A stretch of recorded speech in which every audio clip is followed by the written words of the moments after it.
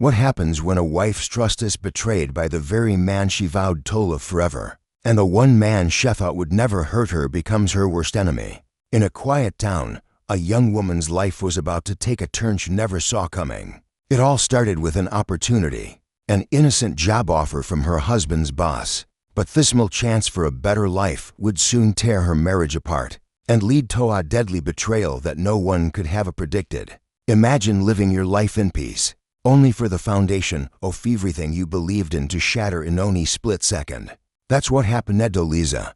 One choice, one moment of weakness, and everything she knew was lost. Juan is the kind of man who wakes up before the sun rises.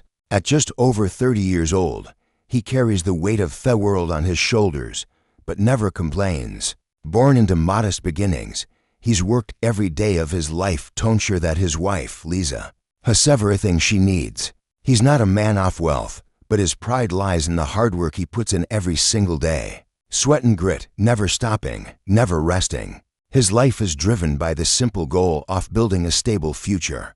A future where he can provide for his family without worry. Juan's appearance tells the story of his life. His thick muscular frame shaped by years of hard work. His hands are calloused from labor. His clothes, though simple, are practical and worn, reflecting the tough life he's led. His shrugged everyday attire, a faded t-shirt, well-worn jeans, and sturdy boots tell you everything about him. He is a man who values strength, both physical and moral, and it shows. There's an air of quiet dignity about him, a man of integrity whose word is his bond. His goal is clear, to give Liza the life she deserves. He dreams of a home that's more than just a shelter, a home filled with laughter, comfort, and stability. For Juan, every long hour at work is one step closer to turning that dream into reality. He's certain that if he just keeps pushing forward, if he keeps working tirelessly, he'll be able to provide Liza with everything she's ever wanted. There's no room for distractions, no time for anything but work. His love for Liza and his commitment to building their future forces that keep him going day in and day out. Liza, in her late 20s, is the embodiment of quiet devotion. Her life has always been centered around her husband, Juan. She's a woman of deep conviction, soft-spoken but steadfast in her loyalty. Growing up with limited means, she learned the value of patience, hard work, and sacrifice. She's intelligent, though she doesn't flaunt it.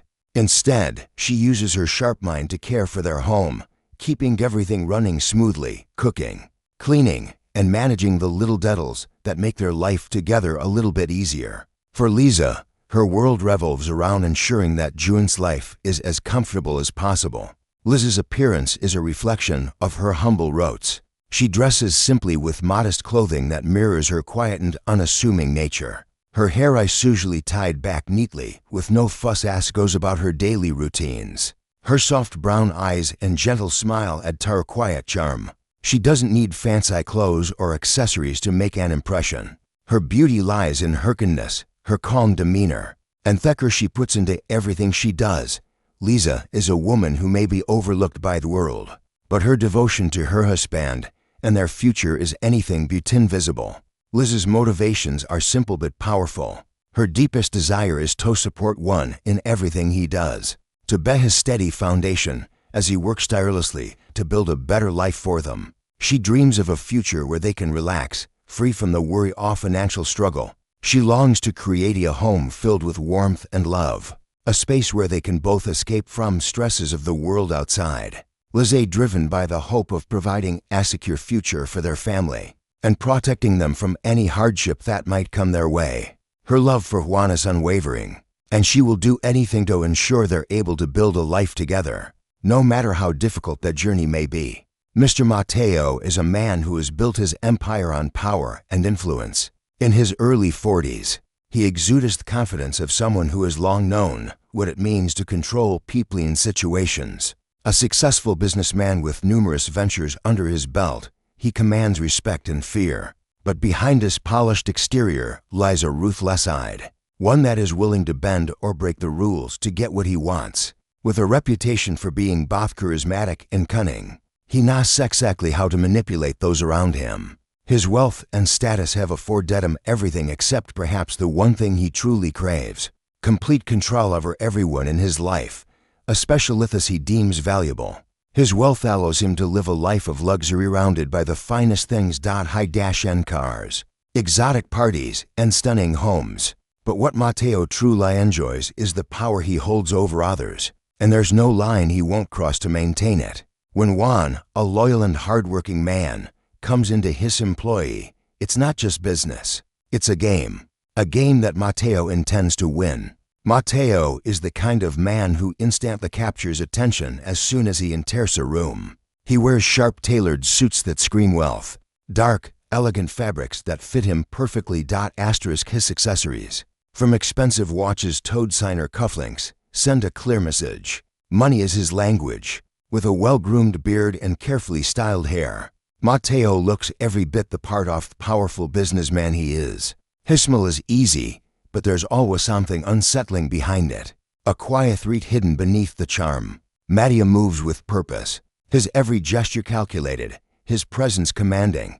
Matteo's motivations are clear: power and control. His wealth and influence give him the tools to manipulate those around him, and he enjoys it. For him, people are just pawns to be played, his charm a tool to get what he wants. His attraction to Liza is more than just physical. He sees her as an extension of his control over Juan. With her, he can assert his dominance, break down the boundaries of loyalty, and prove to himself that he can have anything and Daniel he desires. For Matteo, seducing Liza isn't just about passion. It's about winning, about proving that none, not even Juan, is beyond his reach. As the affair deepens, Matteo grows more confident in his ability to control not only his business dealings, but also the personal lives of those around him. Juan is presented with an offer from his boss, Mr. Matteo, for a prestigious, well-paying job that promises financial stability for his family. This offer feels like the break Juan has been working so hard for. His eyes light up with excitement as he imagines the future he can now provide for Liza. With a sense of pride, he happily accepts the offer, his heart filled with hope for a new chapter in their lives. The weight of this opportunity feels like a life-changing moment. He sees it as the key to their dreams of a better life, a brighter future where their struggles will be behind them. As the days pass, Liza starts to hear rumors about Matteo, whispers from the neighbors about his past behavior with women, his tendency to charm and manipulate those around him. Liza becomes uneasy, sensing something about Matteo that doesn't sit right with her. One evening, after Juan shares more details about his new job, Liza quietly expresses her concerns. Juan and Liza arrive at Mr. Matteo's villa, a sprawling property that stands in stark contrast to the simple life they know. The large, ornate gates of Panto reveal a world of wealth and luxury. As they drive through the driveway, Liza can't help but be taken aback by the sheer extravagance of it all. The rows of flashy cars, the manicured lawns, and the towering villa with its gleaming white walls. As they step inside, Matteo greets them with the warm charm of Simeon used to being in control. His presence fills the room as he strides toward them with a confident smile. He shakes Juan's hand first, then turns his attention to Liza. His eyes scan her slowly, deliberately before settling on her face with an unsettling smile. "Ah, Juan's beautiful wife," Matteo says, his voice smooth, almost too smooth. "Y'all keep him grounded, don't you?" The compliment feels heavy, as though there's a double meaning behind it that Liza can't quite place. He holds her gaze a beat too long, and something about it makes her skin crawl, even as Chef forces a polite smile. As that conversation continues, Liza tries to remain composed, but a strange feeling begins to creep in. Matteo's attention, though flattering, feels more like elitist. His gaze doesn't just appreciate her beauty, it seems to dissect it. There's a heaviness in the air, an undercurrent she can't shake off. Despite herself, she feels the stirring soft attraction, but the thought of it makes her feel guilty, conflicted. Why is this happening? She wonders, trying to dismiss the growing unease.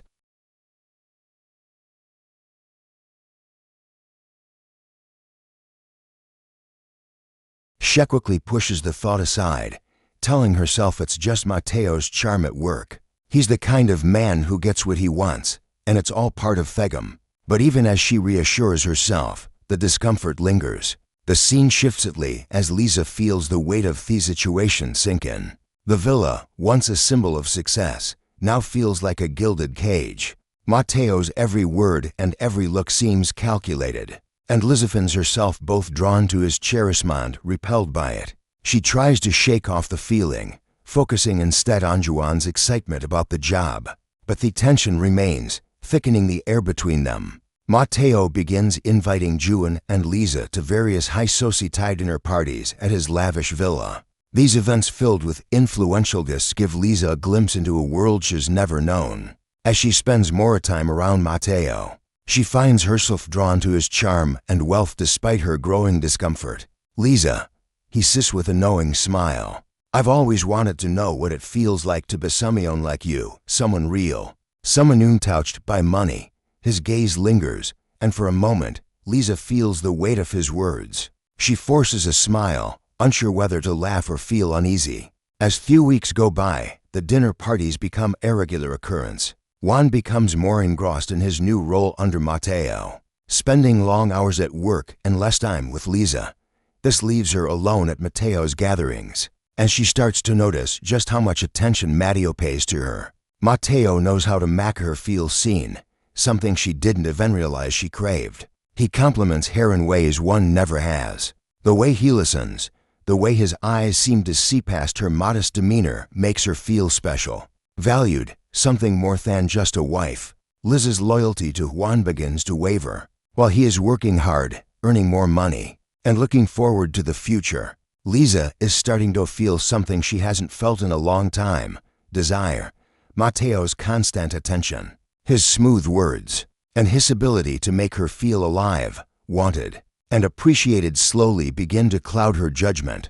In the quiet of the evenings, when the laughter and clinking off glasses fade, and she's alone with her thoughts, Liza begins to wrestle with a growing sense of guilt. She loves Juan. She tells herself she is devoted to him, but Matteo offers her something she's been missing: excitement, the feeling of being desired in a way one no longer seems to see her. One evening after one leaves for work, Matteo convinces Liza to stay at the villa. What begins as an innocent moment of companionship quickly turns into a dangerous game of temptation.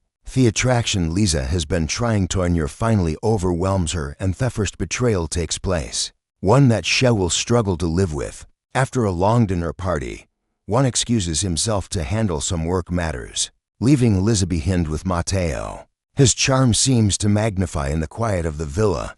Matteo pours Liza a glass of wine, his movements deliberate, almost theatrical, as he gestures for her to sit.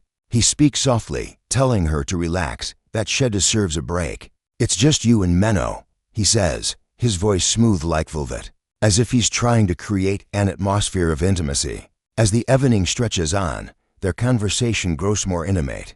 Matteo moves closer, his presence pressing in on her as the room feels smaller. The tension between them is palpable, and Liza feels the pull of it despite herself. His words are gentle, almost coaxing, making her feel special, valued, things she hasn't felt in a long time. He leans in, his face inches from hers, and for a fleeting moment, time seems to stop.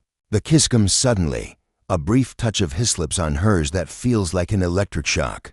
Liza pulls back, her heart racing, but Matteo's hand gently cups her face, urging her to stay. "You don't have to go," he whispers, his voice thick with something deeper. For a moment, Liza's mind is consumed with a mixture of guilt and desire. She tries to remind herself of her commitment to Juan, but the moment is too intoxicating. Matteo's lips are soft, and the kiss lingers longer than she intended. Her body betrays her, responding to his touch in ways she can't explain. The kiss becomes a turning point for Liza. As soon as it happens, she is flooded with guilt. "What have I done?" She thinks the weight of her betrayal crashes over her like a wave. She feels sick, ashamed. This was never meant to happen.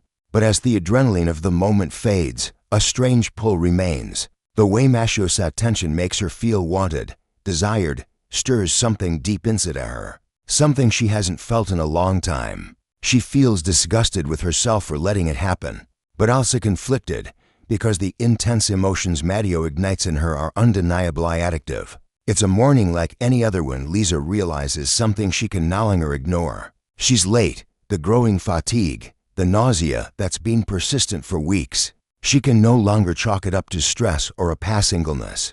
The truth begins to settle in, and as she stands in front of Theba through mirror holding her stomach, the weight of her secret hits her like a wave. She knows she's pregnant, but the fear begins to gnaw at her because she doesn't know whose child it is.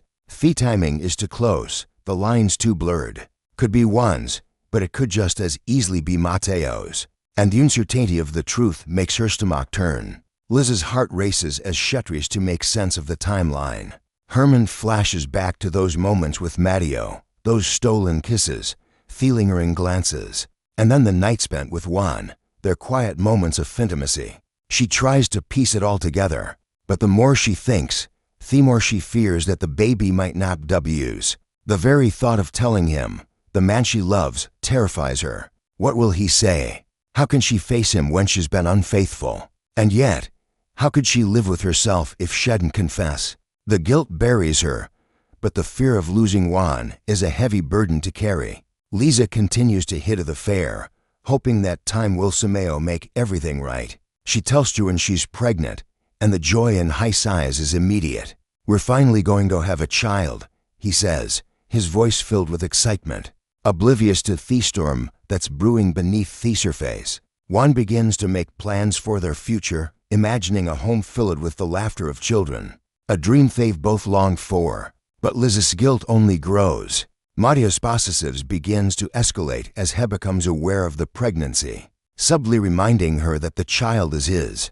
He becomes bolder, making comments that at his ownership of her, and Liza finds herself trapped in the lies she's woven. She wants to come clean to Juan, but the fear of losing him, the shame of betraying his trust keeps her silent. As days pass, Juan begins to notice small changes in Liza. She seems distracted, her smiles less genuine, her eyes avoiding his gaze at times. Her responses become shorter, more distant, and it doesn't take long for Juan to start questioning if something is wrong. He tries to brush it off, focusing on his work and the excitement of the future they've been planning. But the whispers from the community to start to gnaw at him. Neighbors' gossip and little comments from friends make him uneasy. "Have you noticed how close Liza and Matteo are?" one friend casually mentions, their voice tinged with suspicion. One evening, Juan comes home merely from work, hoping to surprise Liza with a quiet night together. As he enters their home, he hears soft laughter coming from the living room. He pauses, confused. It's not the usual sound of Liz's laughter. It's the deep, intimate laughter of someone else. His heart races as he moves closer, his footsteps quiet against the floorboards. He peers around the corner and freezes. Liza and Matteo are sitting on the couch. Too close. Their laughter charried in a way that feels too personal. Matteo's hand rests lightly on Liza's arm, and Liza leans in just a bit too close, her face flushed. For a split second, the world seems to stop. Juan's eyes widen with realization, and his heart sinks as the weight of betrayal crashes over him. One steps into the room, his voice low, but filled with an intensity that cuts through the silence. "What is this, Liza?" he demands, high sighs never leaving her face. She woke up on a cold metal table, handstead, unable to scream. The last thing she remembered was trusting him, the man who promised her paradise. But when she looked down at her body, she realized that he had already taken something from her. This is the true story of Rosa Aguilar, a 51-year-old Filipino woman who thought she was boarding the cruise off her dreams. Instead, she sailed straight into a nightmare that would steal more than just her trust. What happened to Rosa in that Mexican warehouse? How did she escape? And who was the man who betrayed her? You're about to find out. Rosa Aguilar had spent 51 years by Gavarion's Rock, a devoted mother, a tireless caregiver, a woman who always put herself last.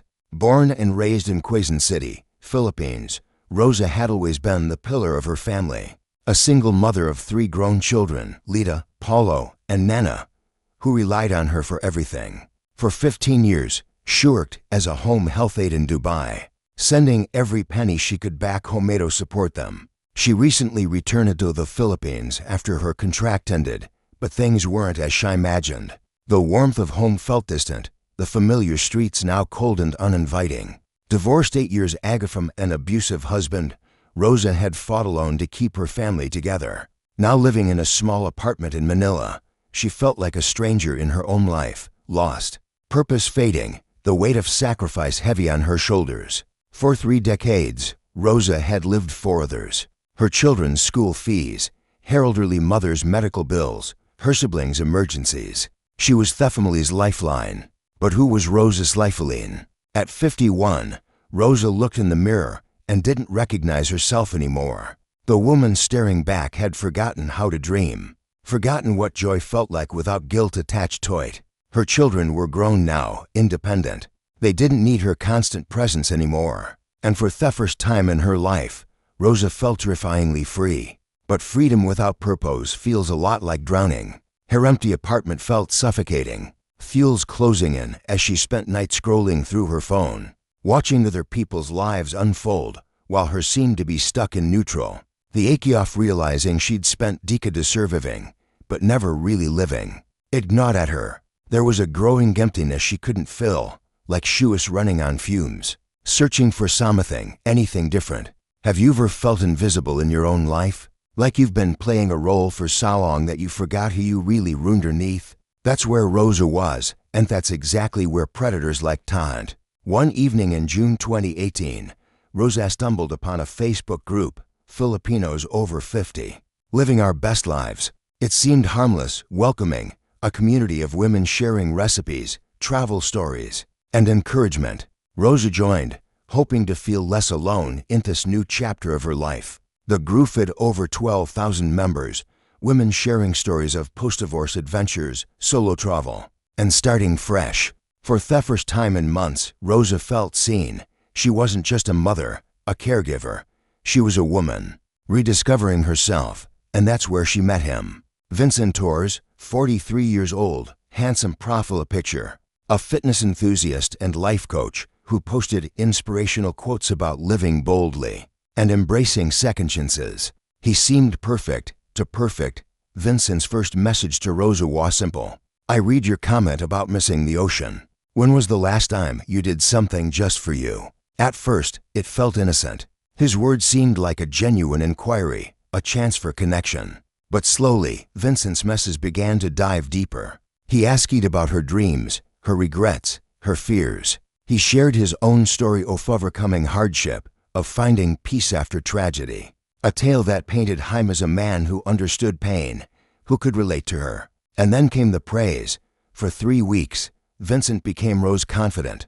He listened in ways her ex-husband never had. He noticed the little things, her favorite flowers, her childhood dream of seeing the Caribbean, even the way she laughed in voice messages. But here's what Rosa didn't. Everything Vincent was doing, it was textbook grooming, and she wasn't his first victim. On week 4, Vincent dropped the bait. Rosa, I've been thinking life is too short to keep waiting for the perfect moment. I'm booking a cruise Manila to Hong Kong, then to Okinawa. 7 days. I want you to come with me. Don't worry about Thekist. I've got it covered. Just bring yourself and your courage. Rosa's first instinct, hesitation. This was crazy, right? Going on a cruise with a man she'd never met in person. Her inner voice screamed, warnings. Her practical side fought back. Fear of judgment from her children. The voice in her head saying, this is your chance. But then, this is dangerous. A tug of war between the desire for something new and the weight of what she knew. But Vincent reassured her. I'll book separate cabins. No pressure, just 2 friends exploring the world.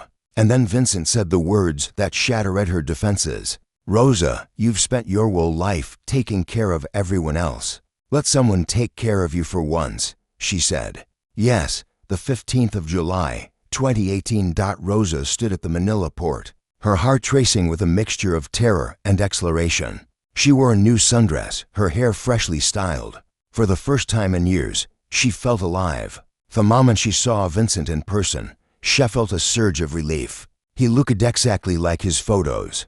Tall, handsome, his smile as warm as she remembered. He was the man she'd trusted, the man who'd promised her an adventure. Vincent's charm was relentless. Flowers, compliments, genuine excitement.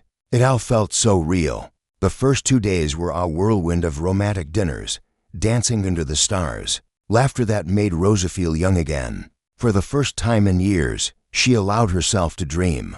Her guard, which had been so carefully built over the years, slowly began to lower. The first 48 hours felt like a dream. Vincent was attentive, but respectful, funny but sincere. And for Rosa, it felt like the universe was finally rewarding her for all those years of sacrifice. But on day 3, when the ship docked in Hong Kong, everything changed. July 18th, 9:47 a.m., the ship docked in Hong Kong's cruise terminal. Vincent suggested they skip the touristy reason to explore the real Hong Kong, a neighborhood he knew from previous visits. Rosa, eager to experience something new, followed Vincent's lead. But as they walked, things began to feel off. He steered her away from the crowds, away from the other passengers. His phone buzzed constantly. But Hanover explained the messages. The route grew more isolated with every step. The sounds of the city faded away, replaced by an uncomfortable silence. And all through while, Vincent's demeanor shifted from warm and inviting to focused, even distant. They walked for what felt like miles. Rosa's feet hurt in her new sandals. The sun beat down mercilessly. And when she asked Vincent where they were going, he just smiled and said, "Trust me." They turned into an alley between 2 industrial buildings. And that's when Rosa saw them. 2 men waiting by an unmarked van. Vincent's smile disappeared, and Rosa's blood ran cold. Rosa tried to run, but Vincent grabbed her arm, his grip iron tight. Nothing like the gentle touches from Thepis 3 days. She screamed. One of the men produced a cloth. The chemical smell hit her nose. And then darkness. When Rosa woke up, she wasn't in Hong Kong anymore. She was in the back of a truck, hands zip-tied, mouth gagged, the rumble of the engine beneath her. And 3 other women, all in the same condition, staring at her with hollow, terrified eyes. Rosa's mind raced, the horrible truth sinking in. She wasn't just lost. She'd been betrayed. The other women's presence confirmed it. This wasn't some random crime. This was organized. They had been marked as prey from day 1. They had been driving 4 hours, and Rosa had no idea where they were taking her. But she was about toughened out. The truck stopped, the doors opened, and Rosa was dragged into a warehouse that smelled of bleach, rust, and fear. The space was massive. Concrete floors stretching endlessly in every direction. Fluorescent lights flickered above, casting a harsh, buzzing glow over everything. It was cold. The air felt thick with the stench of disinfectant, sweat, and something for more unsettling. Approximately 15 to 20 women, all in various states of consciousness, were scattered through the room. Some bound to chairs, they rise wide with terror. Others lying on thin mats on the cold floor, too exhausted to move. The sounds of the guards speaking in a mix of Cantonese and Tagalog echoed in the background. A medical area was cordoned off in the corner. Equipment lined up, ready for whatever came next. But it wasn't thestral environment that chilled Rose's bones. It was the unmistakable sense that this was a well-organized operation, one that had been running for far too long. Rose's eyes adjusted to the dim light, and what she saw made her stomach turn. Women of different ages, Asian, all clearly abducted, some crying silently, others staring blankly, already broken by whatever they'd endured. A woman was dragged past Rosa, barely conscious, a crude bandage wrapped around her abdomen. That's when Rosa understood. This wasn't about sex trafficking. This wasn't about forced labor. They were harvesting organs. Let it sink in. The operation targeted middle-aged women, those less likely to be immediately missed by loved ones. They took kidneys, portions of liver, and corneas. The victims were kept alivianly as long as they were useful.